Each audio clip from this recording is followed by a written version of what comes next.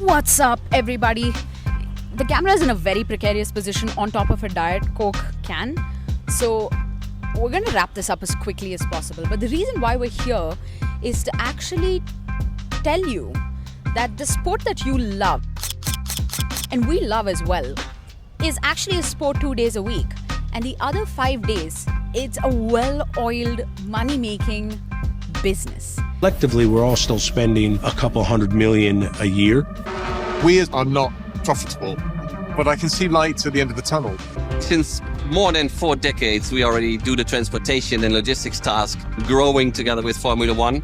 Now, the reason we wanted to actually do this is because over the last week, since the F1 season began, we've been finding interesting quirks and bits that we have a lot of opinions about, right? And we wanted to sit down and break it down for you because it's interesting to combine what we've learned through marketing, through business, through running a motorsport media firm, and what we see on the back end. It almost looks like it mimics a bit of what we do, and we mimic a bit of what that world is. And we thought it'd be an interesting experience to sort of bring that to you guys. Now with me, I've got my co-founder, Sanjay. Welcome. Now let's kick it off with something pretty simple, right? I wanted to know, on the broadcast, you saw the Australian Grand Prix with me. Yes. What? In fact, we screened it. We screened the Australian Grand Prix. We do that now. Yeah, we do that now. But listen, when the broadcast was on, what was the thing that stood out like it did not belong there to you? Louis Vuitton. The marketing, the branding of Louis Vuitton was, it was, how would I say, for the lack of better words, it was bad. It was, subjectively, okay, it's optics and stuff, so it's subjective, but no, I think there are a lot of things about it that I feel could have been done a lot better, right? And to start off with, I think firstly, the weird kind of graphic effect that it had, the weird motion blur effect that it had on the logo, I think that was very off for a luxury kind of image that you're trying to portray. So I found something interesting about that. So that's called a speed motion. They artificially added it to the LV monogram as well as the brand because they wanted it to basically fit into the F1 world of high speed, high energy, fast thing. But the question really is, have you come across a brand, that luxury brand, that has had to adapt itself to the partner that it is coming in partnership with? No, and in fact, it's quite the opposite that I see. For instance, if you look at Rolex, right, when I think of Rolex and Formula One, the first thing that I have in my mind is that photo of Lewis Hamilton. He's, that close-up shot of him with him driving down, and then there's a picture of the crown, the Rolex crown, right? It's they didn't have to change their branding. They didn't have to go against their brand or their image or message or whatever, right? They just had that synergy. They had that positioning, right? That putting that logo where it was supposed to be, on the barricade, that was an intentional, I can say, from my experience in design, right? I can say for sure that was intentional, right? They wanted shots like that. That's the foresight that you see. That's actually what makes it luxurious in the first place. So, yeah, good point you brought there, because I think the definition of luxury, and this is my opinion, is that luxury always sets the trend. They do not follow trends. Exactly. Right? Yeah. There's a reason why it's luxury. Everybody wants it because they make it cool in the first place. So the whole Louis Vuitton thing was super off. But hey, it's a long season. It's a long partnership. They are the title. They're not the title sponsor. I think they are the ultimate. I think it's called a title sponsor.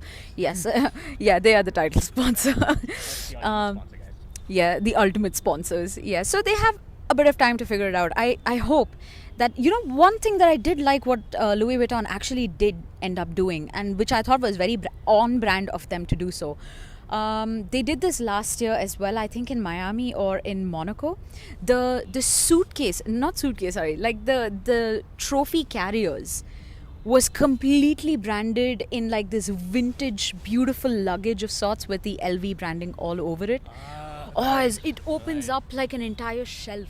Right. Oh, it's amazing, and it's got like the logo. The trophy sat right in there. Yeah, that's true. So I think that's the sort of marketing that LV has to do in order to sort of, blend in to the entire sport. Exactly. I think it comes down to like what you're saying. It's like luxury brands. They set the trend. They don't follow it, right? And you see this echoed everywhere. You don't just see it in fashion. You see it in consumer electronics. Look at Apple, right? No touch.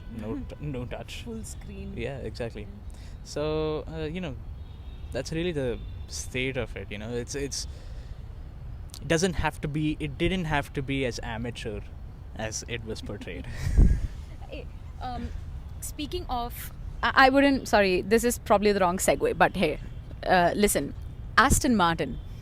Now that P6 that they had at the Australian Grand Prix, now that was interesting. It came out of nowhere. But one interesting thing that they're doing behind the scenes as well is that they've got a new cryptocurrency sponsor on board. And crypto sponsors are not new to the world of Formula One. They've been around since, the birth of exchanges and tokens and cryptocurrency as we know it. But there's one very interesting thing. The entire sponsorship deal, and it must be a multi-million-dollar sponsorship deal that runs for a couple of years. But the entire sponsorship deal, the money is going to be hitting Aston Martin's account in USDT. They're paying them in cryptocurrency.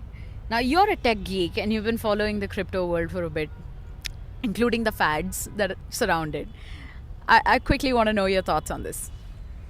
Thoughts? I think there is a clear synergy in the sense that it's always, the best place to test technology is in your critical infrastructure, right? Your critical operations kind of thing.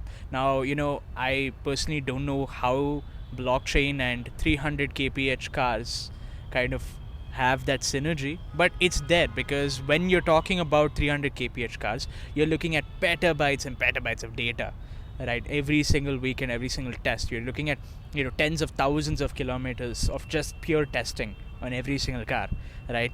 So there's always scope for technology in general in these kind of partnerships, especially in funding seasons when that specific kind of tech is in a high, right? And that's also partially why you see a lot of crypto kind of exchanges and products that are used as sponsor material, because they just have a crap ton of VC funding, and also just a general amount of disruptive power, right? Because you're changing the way economies work, right? The way banking works, with crypto, with decentralized currency. So it's an interesting partnership, but I think it is also interesting how now that they're approaching the Chinese Grand Prix, because I think China has a Grand Prix ban on crypto companies sponsoring Formula One or anything really, right? So that's also an interesting kind of space, how the general space that you're surrounded by kind of impacts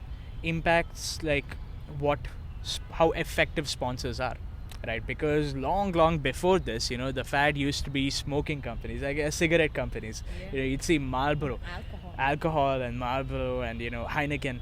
Those you think of Formula One in 2010s and it's your tech companies. You think of 2020s, it's your blockchain companies, right? Who knows what's the next thing? But in the sponsor world, things kind of change based on huge factors, large factors beyond.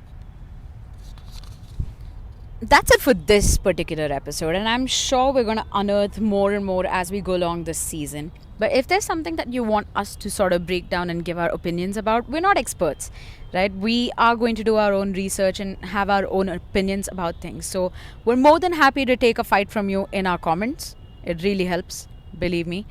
But yeah, see you in the next one with whatever we can find.